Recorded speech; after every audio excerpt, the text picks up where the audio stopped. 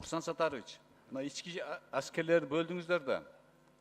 Бөлүнүп чыккандан кийин Ош шаарында баягы коргоо комитетинде кызмат кылып аткандар ички аскерлерге өткөндөн кийин ал жакта Ош шаарында курулган үйдөн үй ала тургандар үйдөн чыгарып атыптыр коргоо комитеттигичи. Бул туура эмес да, анткени алар ошол жерде иштеп стажы болуп кезеги жеткендер. Мына жогорку кеңешке дагы кайрылдым, мына ушуну силер алардын кылышын карап койсоңуздар, анткени ал жакта иштеп стажы жетип эми баягы Ош шаарында жаңы аскер курган үйдөн квартира алайын деп атканда силер ички аскерге өттүңөр, силерге бербейбиз деп атышыптыр.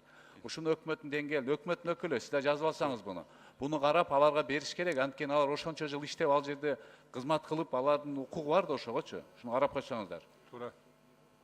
Урматтуу Абдыхан Мамадович, мен сизди толугу менен колдойм. Себеби дегенде алар да биздин жарандар буга чейин дагы кызмат өтөп келген. Ошондуктан бул бизде преемственность болуш керек. Ушуну кат жүзүндө да берип койсоңуз, башка депутаттар да көп кайрылып атат. Сиздерге көптөгөн арыз муңдар келиптир. Ошонун бир көчүрмөсүн, эгерде мүмкүнчүлүк болсо, биздин министрдин атыга жазып жиберсеңиз жакшы болот. Мен коопсуздук кеңешине жөнөттүм муну, анда силерге да жөнөтүп коеюн. Өкмөт сиздер да буну эске алып койсоңуздар. Анткени бул адилетсиздик болуп калат эгер алар квартира албай калса ал жерде. Бул суроону карап чыгабыз тийиштүү министрликтермен. Рахмат.